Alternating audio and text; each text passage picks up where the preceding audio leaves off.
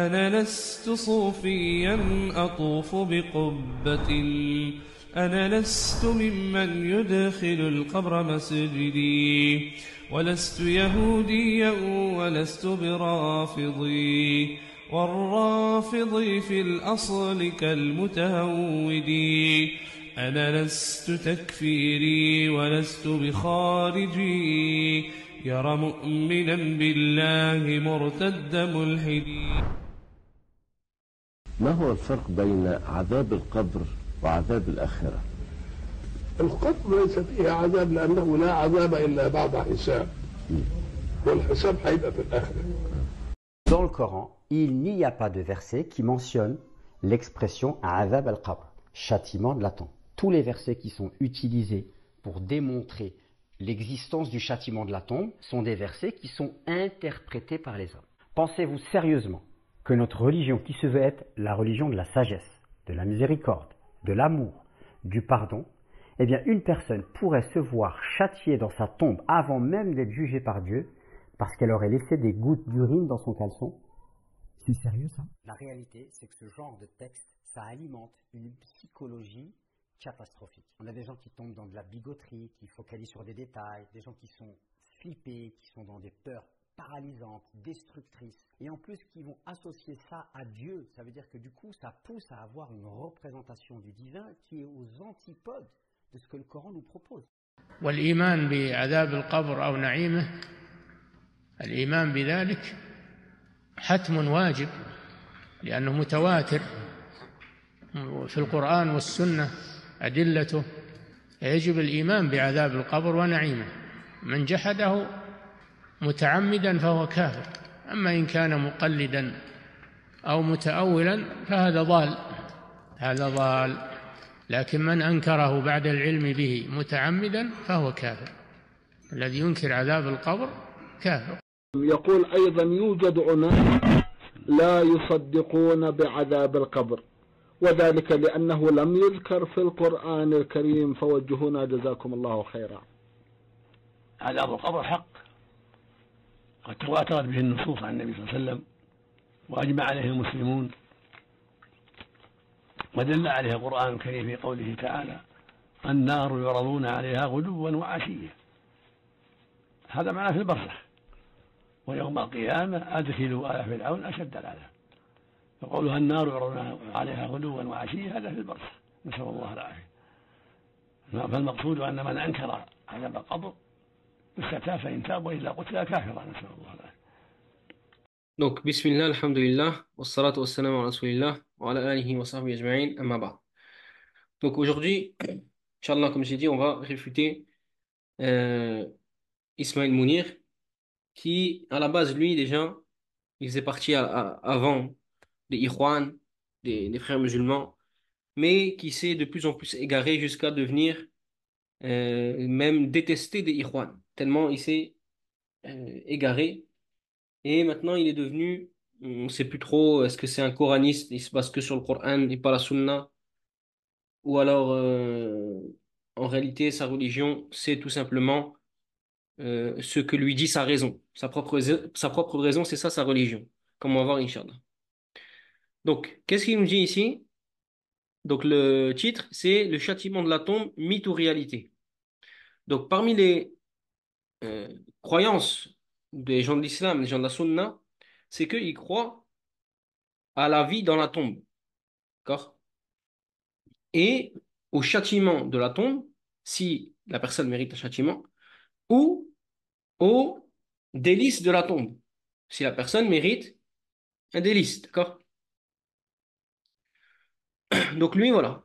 Il va renier en fait le châtiment de la tombe, comme on va voir Inch'Allah maintenant, c'est-à-dire il va contredire la croyance des musulmans et la croyance des gens de la Sunna plus en particulier. Et on va réfuter ça, bien sûr, ces allégations-là qui nous racontent. Donc, on va voir, Inch'Allah, qu'est-ce qu'il dit. Je laisse en son désactivé parce qu'en fait, il y a une genre de musique derrière. D'accord? Donc, lui, il voit que la musique, c'est halal, il n'y a pas de problème. D'accord? On l'a déjà vu faire, même il joue de la guitare ou je sais pas quoi. Donc, Je laisse, Inch'Allah, et de toute façon, il y a mis les sous-titres. Donc, on sait ce qu'il dit. Donc, qu'est-ce qu'il nous raconte ici? Il n'y a pas de verset qui mentionne donc l'expression Adab al-Qabr, le châtiment de la tombe. Écoutez bien, Adab al-Qabr. Adab, c'est le châtiment, d'accord? Donc, tous les versets qui sont utilisés pour démontrer l'existence du châtiment de la tombe sont des versets qui sont interprétés par les hommes. D'accord? Donc, première chose, on va répondre à cette première chose, Inch'Allah. Donc, il nous dit, il n'y a pas de verset qui prouve le châtiment de la tombe. Et tous les versets qui sont en rapport avec le châtiment de la tombe dans le Coran, selon lui, c'est des versets interprétés par des hommes. D'accord? Bon, j'aimerais bien comprendre où est le problème ici. D'accord? Le Coran en entier est interprété par des hommes. Il veut quoi? Il veut que... J'ai pas compris en fait. Lui, il croit au Coran de quelle manière? Est-ce qu'il croit seulement au texte clair du Coran et sans aucune interprétation? Ou alors on peut l'interpréter comme on veut? Ou alors c'est lui qui l'interprète comme il veut? C'est la raison d'Ismaël Mounir qui va nous dire c'est celle-là la bonne interprétation ou celle-là la mauvaise interprétation?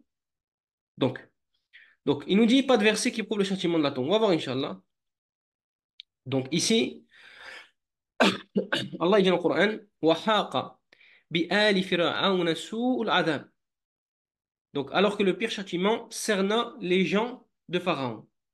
Ensuite, Allah il dit النار يعرضون عليها غدوا وعشيا ويوم تقوم الساعة أدخلوا آل فرعون أشد العذاب. Donc, le feu auquel ils sont exposés matin et soir. Allah il dit ça dans le Coran, d'accord, sur la traduction du sens. Le feu auquel ils sont exposés matin et soir. C'est-à-dire ceux qui ont suivi Pharaon.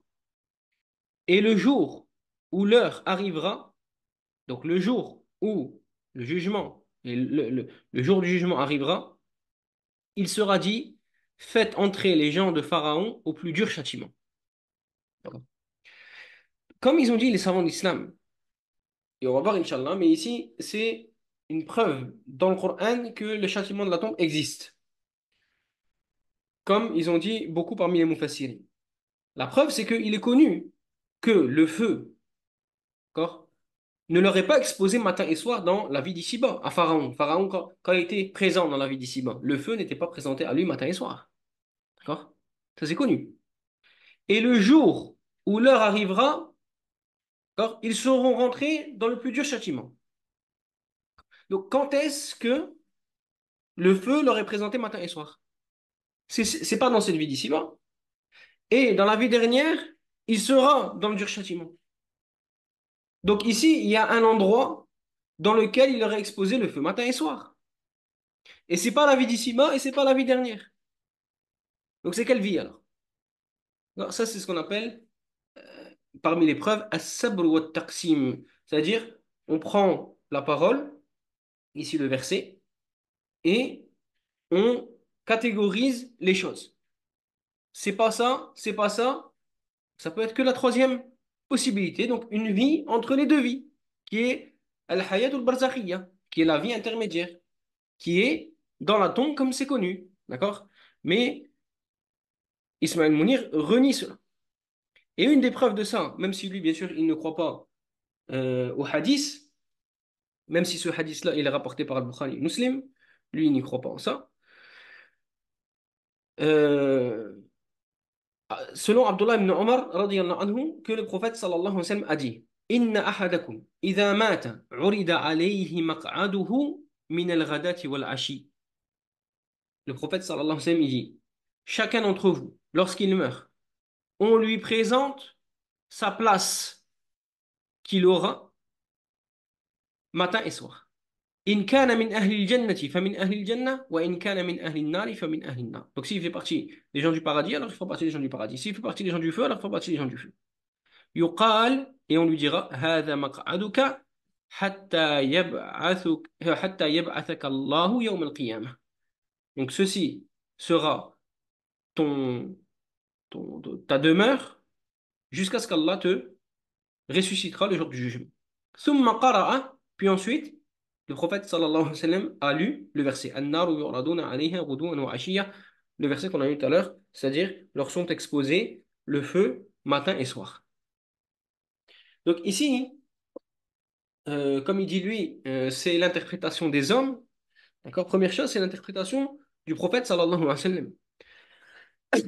Mais on va voir ça, Inch'Allah, plus tard.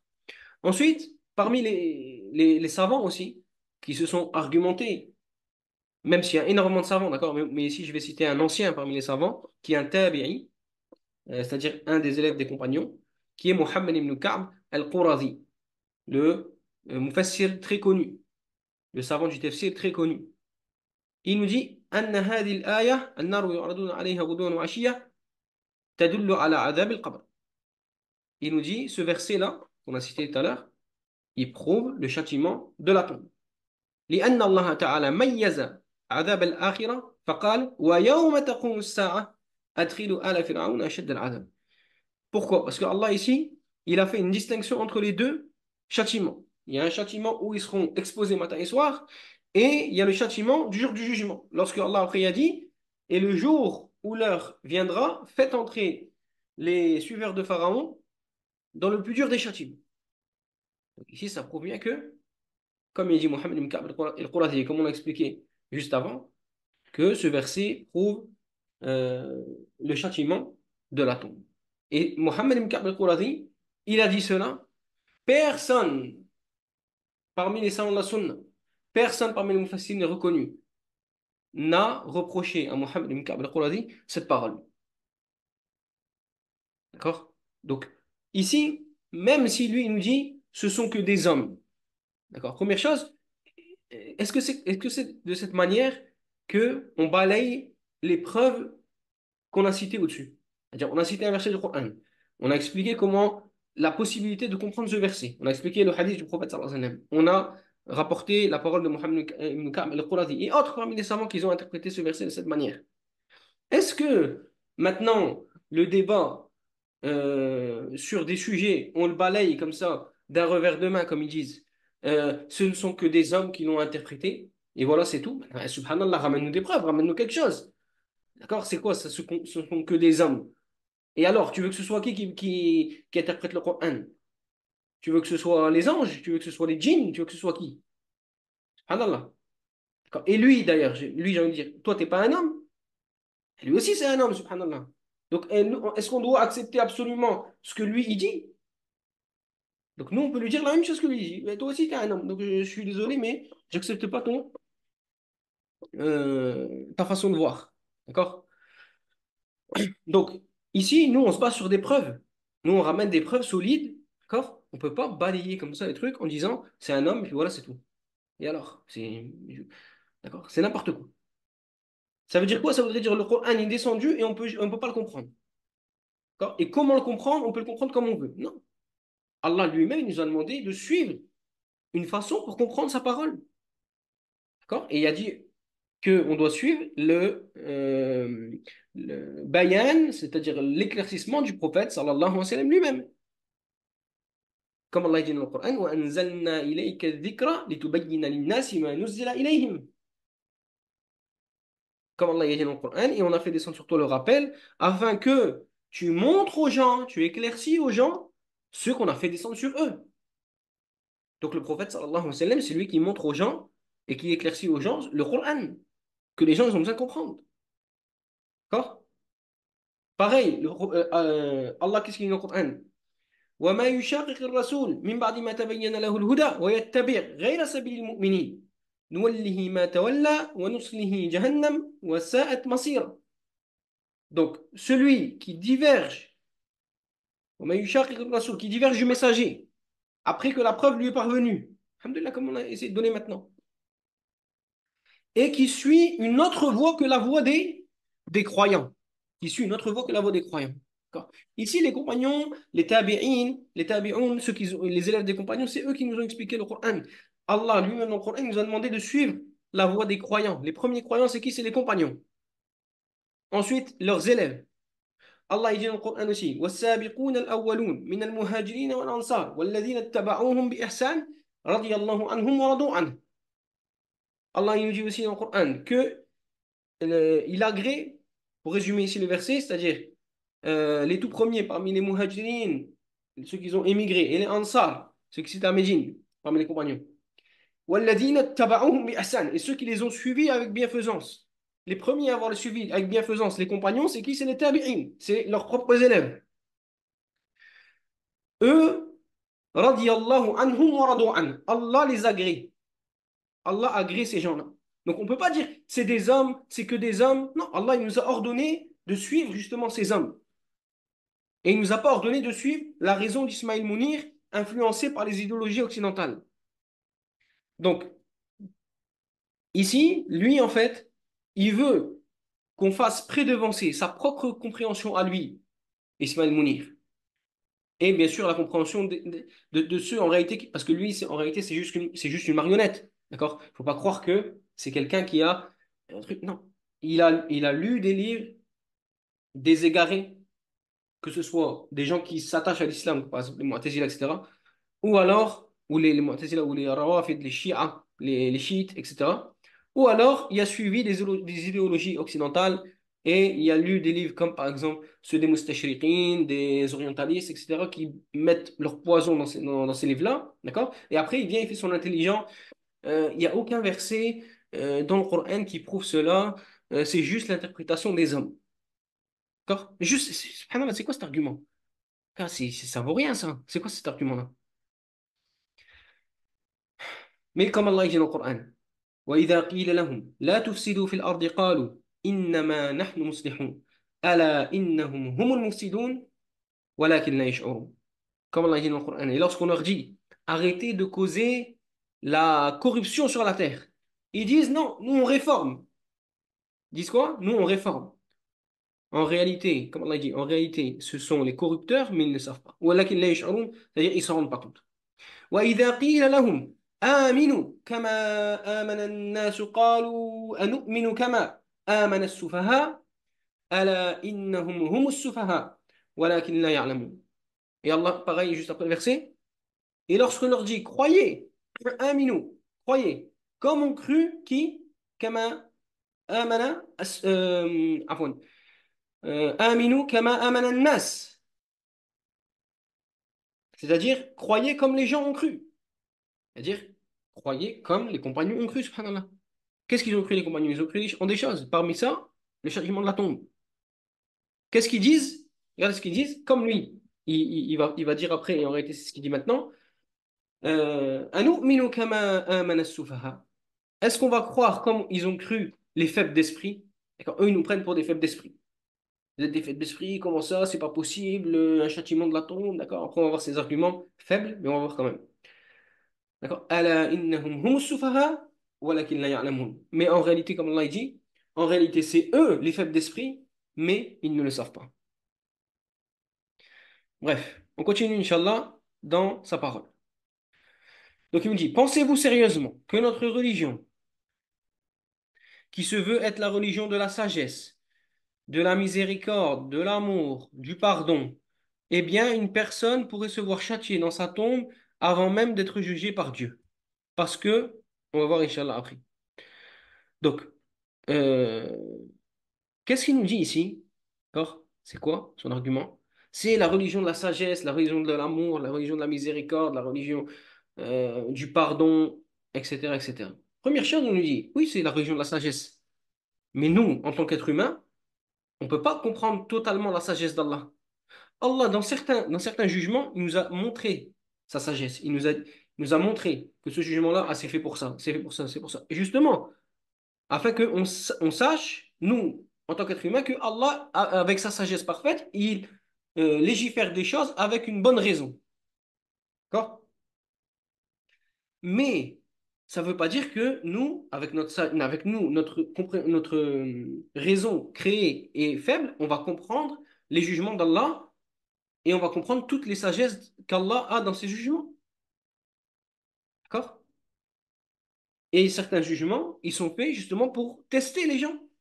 Est-ce que eux, ils vont se soumettre à moi? Donc, est-ce que les serviteurs vont se soumettre à Allah? D'accord? Regardez par exemple, lorsque Allah dit dans le Coran, فَلَمَّا بَلَغَ مَعَهُ السَّعْيَ قال يا قال يا بني إني أرى في المنام أني أذبحك فانظر ماذا ترى قال يا أبت افعل ما تؤمر ستجدني إن شاء الله من الصابرين. Regardez ici dans le verset. Lorsque Ibrahim il était avec son fils Ismaël et qu'il lui a dit, ô mon fils, je me vois en songe, donc en rêve, en train de t'immoler, en train de te sacrifier. Qu'est-ce que tu en penses? D'accord? Si ici on réfléchit avec la raison d'Ismaël Mounir, d'accord?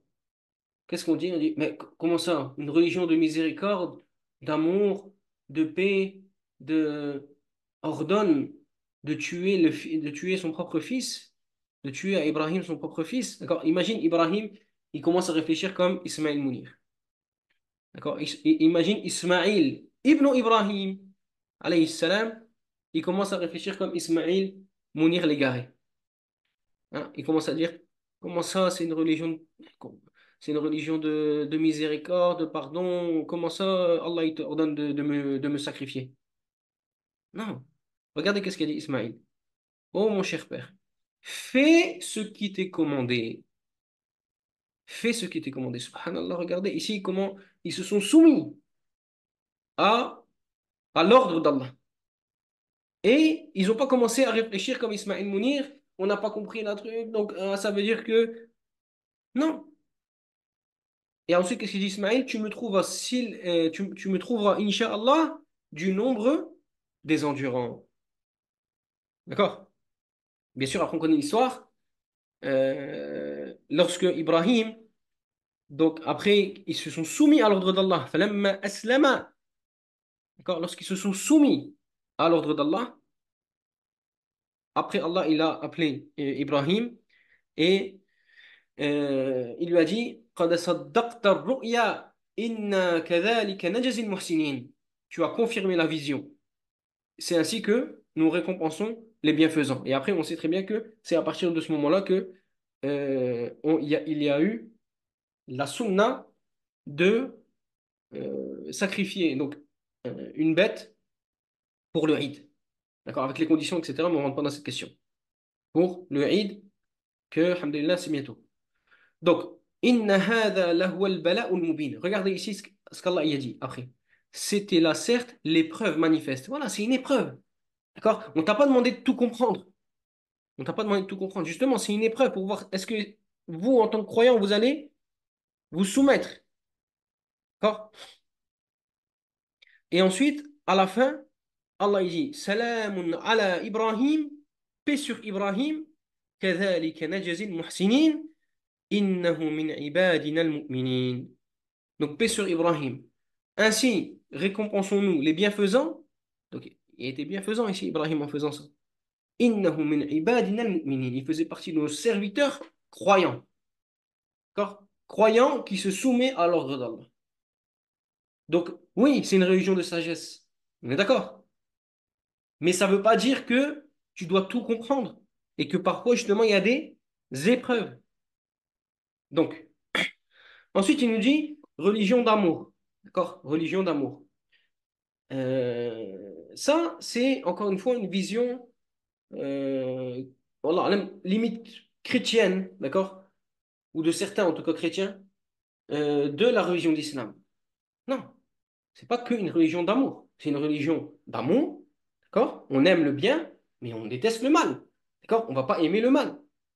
Allah lui-même n'aime pas toute personne, d'accord? Allah n'aime pas les criminels. Comme Allah dit dans le Coran, قل أطيعوا الله والرسول فإن تولوا فإن الله لا يحب الكافرين. Donc, dis, obéissez à Allah et son messager, et s'ils se détournent, comme il fait Ismaël Mounir, فإن الله لا يحب الكافرين. Allah n'aime pas les mécréants. Comme Allah dit aussi dans Sourate Al-Qalam, أفنجعل المسلمين كالمجرمين ما لكم كيف تحكمون. Est-ce qu'on va mettre les musulmans comme les criminels, on va les mettre sur le même piédestal. Mais là, comment vous jugez? D'accord? Est-ce qu'on va mettre les musulmans sur la même balance que les, les criminels? Ils vont être récompensés de la même manière? Non, bien sûr que non. Parce que pourquoi? Parce que certes, c'est une religion, comme lui il dit, d'amour, mais pas seulement. C'est aussi une religion de justice. Et parfois, la justice, eh ben, elle implique d'être dur envers certaines personnes. D'accord? Quand quelqu'un il fait un crime dans cette vie d'ici-bas, on va pas commencer à dire c'est la miséricorde, c'est le pardon toujours, d'accord? Et on va rien faire, et vas-y, continue à faire ton mal sur terre. Donc ici, la religion de l'islam, c'est pas la religion que lui, il pense que c'est Ismaïl Mounir. Non, la religion de l'islam, c'est une religion juste, à la base, de vérité, à la base, et qui s'applique qui s'applique dans la réalité. C'est pas une utopie, c'est pas comme ils disent, en fait, ils disent certaines choses, d'accord, mais en fait, on peut pas les respecter sur terre, cette chose-là, parce que ça n'existe pas, d'accord? Dire on aime tout le monde comme ça n'existe pas. Faut arrêter de mentir aux gens, subhanallah. Pareil quand ils disent la liberté, la liberté, la liberté. D'accord? Ça n'existe pas. Au final, eux, ils te disent, nous, on truc la liberté, on est d'accord avec la liberté, mais au final, la liberté, elle a une limite. D'accord? C'est quoi la limite de leur liberté? C'est lorsque eux, ça leur convient plus. Ah, là, c'est là la limite de la liberté. D'accord? Très bien. Nous aussi, dans l'islam, on a une liberté. D'accord? Sauf que cette liberté-là aussi, elle a une limite. D'accord? Et on ne commence pas à mentir aux gens en disant, dans l'islam, tu as la liberté de toute chose. Comme eux, ils mentent aux gens, certains, parmi les kuffars, etc., ils mentent aux gens en disant, oui, c'est la liberté, ne vous inquiétez pas. D'accord? Et au final, en fait, ils mentent. C'est pas vrai. Parce qu'en fait, c'est inapplicable. C'est pour ça l'islam, non seulement c'est une religion juste, mais aussi applicable dans la réalité. Il faut arrêter de sortir des slogans comme ça qu'en réalité, ils ne respectent pas, comme on voit, alhamdoulilah, de nos jours, où leur mensonge est apparu clairement aux gens. Ensuite, il nous dit religion de miséricorde. Oui, très bien, religion de miséricorde. Mais la miséricorde, elle consiste à suivre l'ordre d'Allah et de son messager. C'est ça la miséricorde. C'est pas de s'inventer une religion qu'on pense être la miséricorde dans sa tête, et après, on juge tout ce qui est venu dans les textes selon ce que nous, on s'est fait dans notre tête comme pensée, comme lui, il fait. Donc, certes, c'est une religion de miséricorde, mais la miséricorde, elle consiste justement en suivre l'ordre d'Allah, en suivant l'ordre d'Allah. D'accord? Et comme on a dit tout à l'heure par rapport à la justice, Allah, par exemple, qu'est-ce qu'il dit? وَلَكُمْ فِي الْقِصَاصِ حَيَاةٌ يَا أُولِي الْأَلْبَابِ لَعَلَّكُمْ تَتَّقُونَ. Allah il a dit, et c'est dans le talion, c'est-à-dire dans la loi du talion, que vous avez la préservation de la vie. Ô vous, doués d'intelligence. D'accord? Donc ici, c'est quoi le talion? C'est quelqu'un qui tue, et ben on le tue. Bien sûr, selon les règles, d'accord? Selon le juge, c'est le juge, comme on a déjà expliqué plusieurs fois, c'est le juge islamique, une fois on a pris cette personne-là, on a ramené les témoins, effectivement, c'est lui qui a tué la personne, d'accord, etc., etc. Ensuite, il y a d'autres conditions aussi par rapport à, dans les chapitres, dans les jugements, etc. Mais ici, Allah, qu'est-ce qu'il nous dit? Il nous dit dans la loi du talion, donc dans le fait que quelqu'un, c'est un criminel, il tue une autre personne.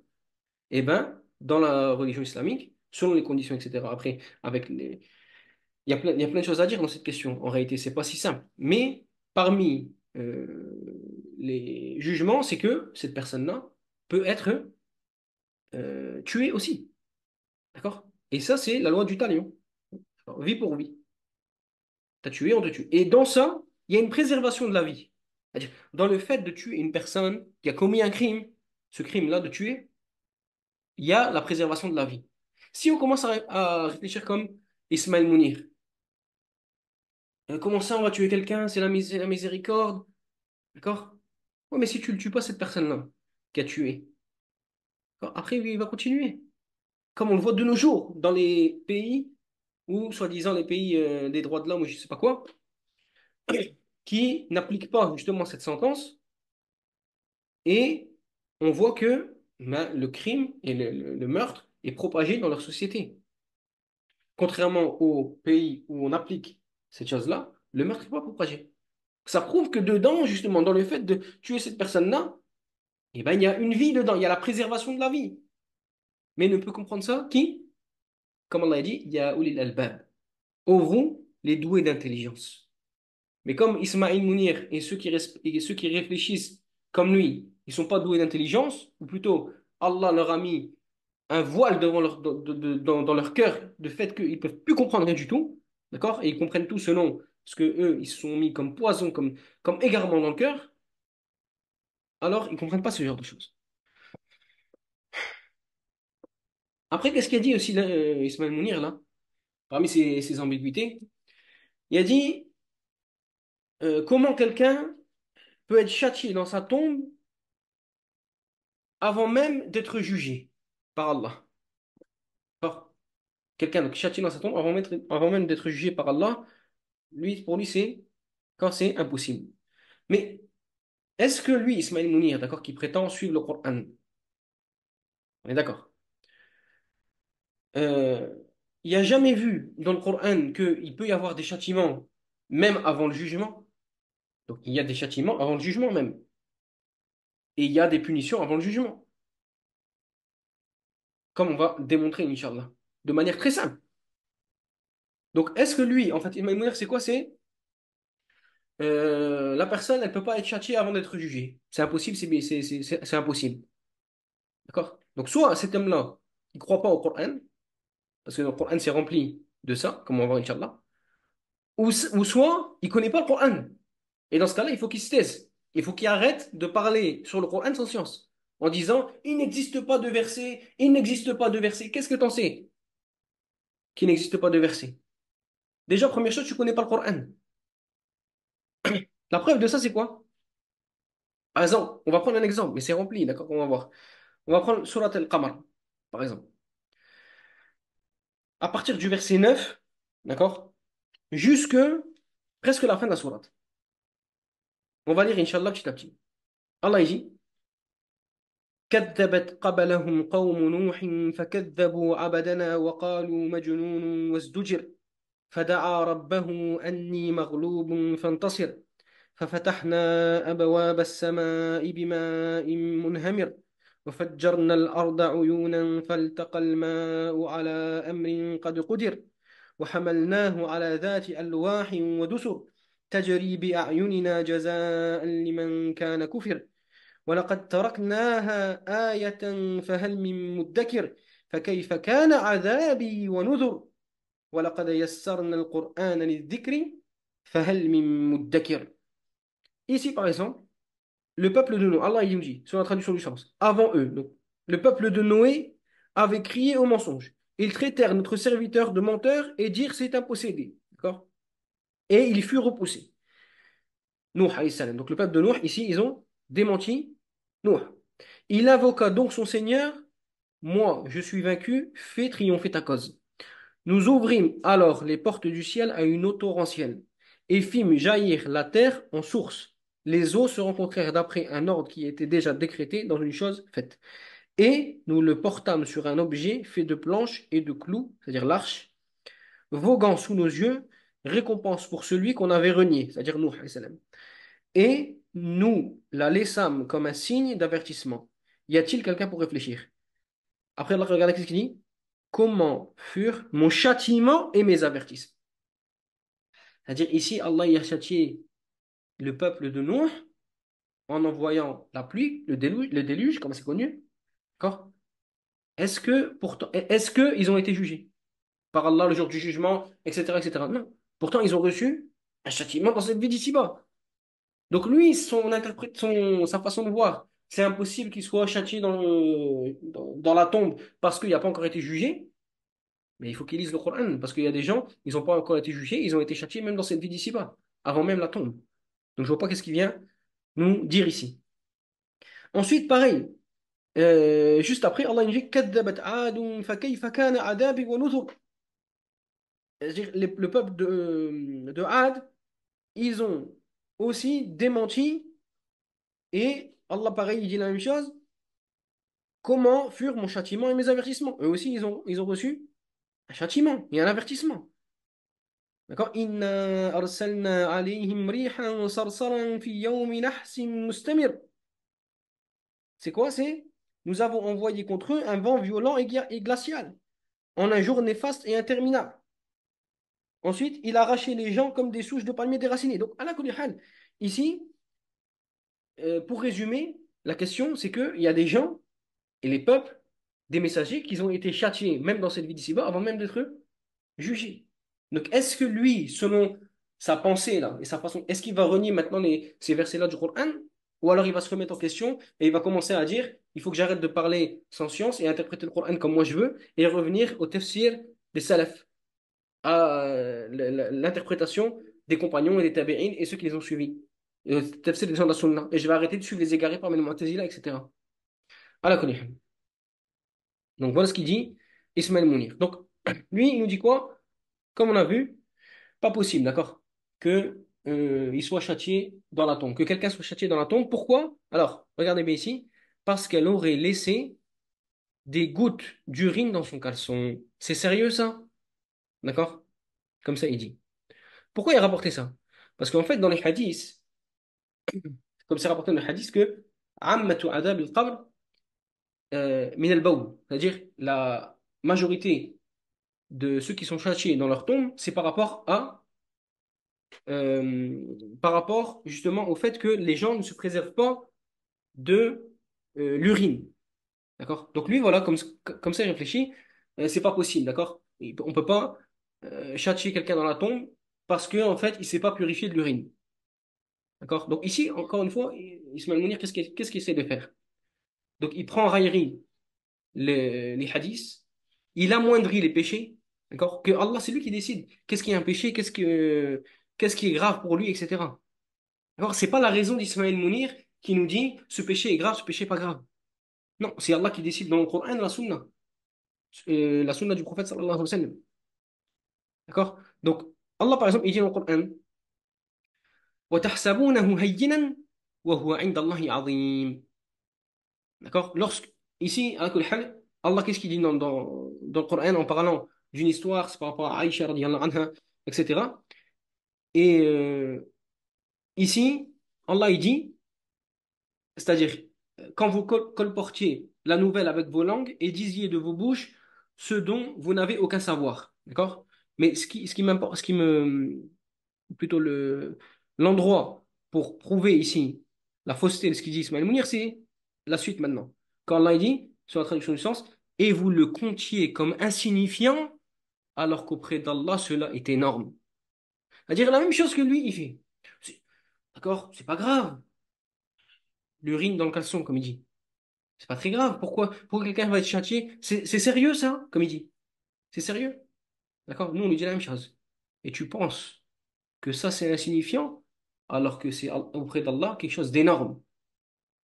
Et dans le hadith rapporté par le Bukhari et Muslim, où le prophète sallallahu alayhi wa sallam a dit Inna ar-rajul la yatakallamu bil kalimah min sakhatillah la yadri ma tablugh yahwi biha fi an-nar ab'ad ma bayna as-sama'i wal ard wa fi riwaya la yulqi laha bala. Dans le hadith du prophète sallallahu alayhi wa sallam, le prophète sallallahu alayhi wa sallam, il a dit, qui est rapporté dans Sahih Bukhari et Muslim, il a dit un homme, il parle une parole, c'est-à-dire il dit une parole, d'accord, qui met en colère Allah. Et lui, il ne se rend pas compte. D'accord? Et dans une autre version, la yulqi laha balan.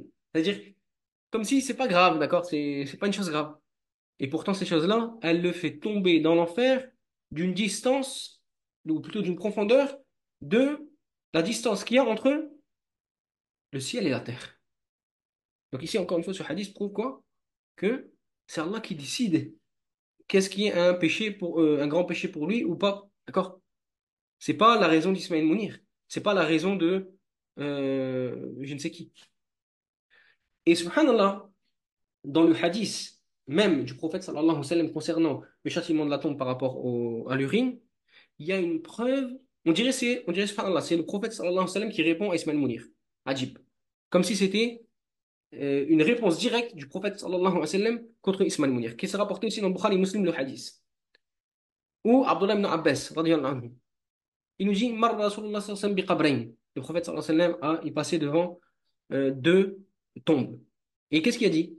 Il a dit innahuma yu'adhabani wa man yu'adhabani fi kabir wa innahu la kabir.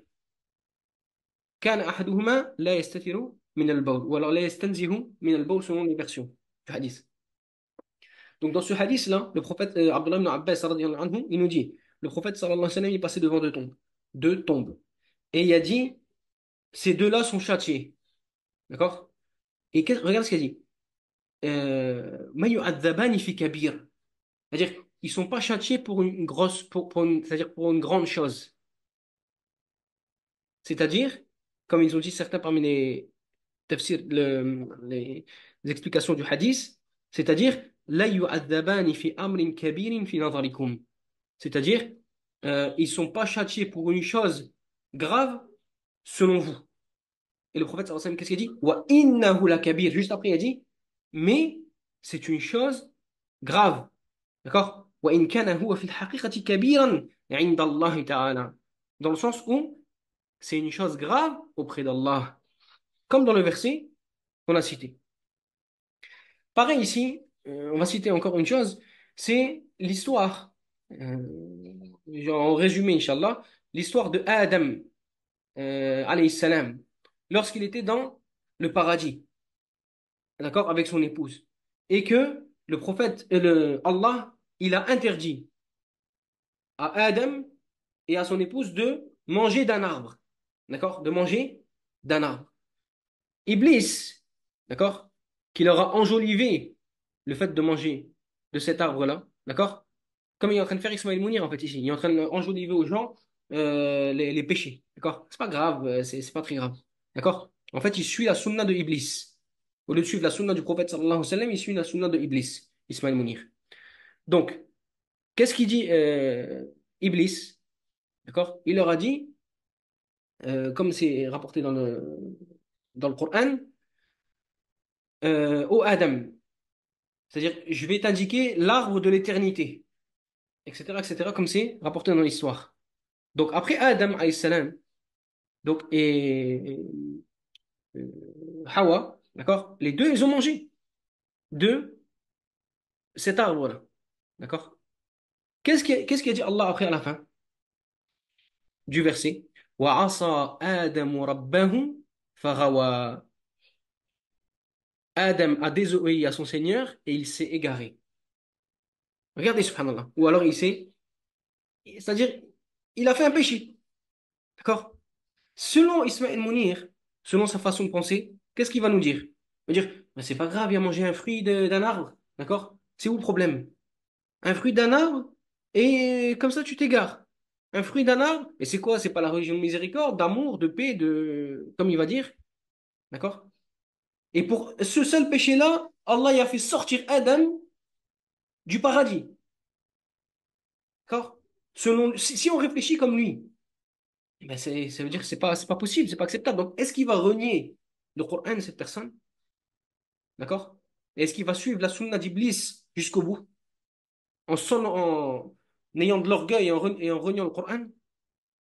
D'accord? Ou alors, et on espère pour lui qu'Allah va le guider, qu'Allah le guide, il va revenir et il va commencer à mieux comprendre le Coran. Ensuite, qu'est-ce qu'il nous dit? Donc ça, donc la réalité, c'est que ce genre de texte, ça alimente une psychologie catastrophique, comme il dit. On a des gens qui tombent dans la bigoterie, qui focalisent sur des détails, d'accord? Donc des détails pour lui, en fait, comme on a vu. Mais en réalité, c'est des choses importantes auprès d'Allah. Des gens qui sont flippés, etc. Bref, après la vidéo, elle est finie. Donc en fait, qu'est-ce qu'il veut nous dire par là? Encore une fois, il veut nous dire que euh,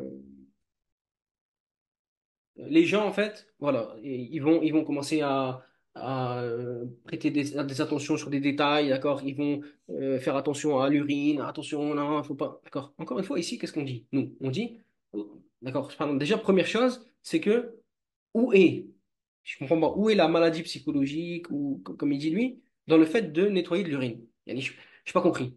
Déjà, première chose, j'ai pas compris, d'accord? Est-ce que ça, c'est que dans la raison de Ismaël Mounir? Donc, tu nettoies de l'urine, tu as une maladie psychologique. D'accord? Le prophète sallallahu alayhi wa sallam, ou Allah et le prophète sallallahu alayhi wa sallam, ils ont demandé de nettoyer l'urine. Il y a où le problème? Je comprends pas. Après que des gens, ils ont de l'exagération dans ces questions-là. Mais c'est parce que souvent, les gens, ils sont ignorants, malheureusement. Ils ont de l'exagération dans ces questions-là parce qu'ils sont ignorants. Et ils vont pas regarder dans les livres de fiqh. D'accord? Les livres de fiqh des gens de la sunna. Qui, justement, ils te sortent de ces problèmes. D'accord? Donc, les gens, effectivement, il y en a parmi les gens qui sont de l'exagération dans ces questions. et ils vont faire donc de l'exagération dans ça. Mais à la base, même le prophète sallallahu alayhi wa sallam, s'il a ordonné de faire ça, il n'y a aucun problème.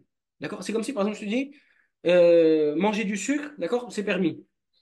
Il y en a qui font de l'exagération, d'accord? Et ils mangent trop de sucre et après ils tombent malades. Donc est-ce que je vais commencer à dire le sucre c'est interdit ou alors c'est n'importe quoi de manger du sucre, ça amène des maladies, trucs? Non, d'accord? C'est que tout simplement, il y a une chose permise ou alors il y a une chose demandée et après il y a des gens qui exagèrent là-dedans. Donc je ne vais pas interdire ou alors je ne vais pas dire que cet ordre-là c'est de la bêtise comme lui il dit Ismaël Mounir sous prétexte qu'il y a des gens qui font de l'exagération dedans. Encore une fois, c'est une preuve faible. Encore une fois, c'est une preuve faible. Bref, après, il a fini sa vidéo comme ça. على كل حال سبحانك اللهم وبحمدك أشهد أن لا إله إلا أنت أستغفرك وأتوب إليك. أرجو النجاة ولم تسلك مسالكها إن السفينة لا تجري على اليبس لا تجري على اليبس لا تجري على اليبس. أنا لست صوفيا أطوف بقبة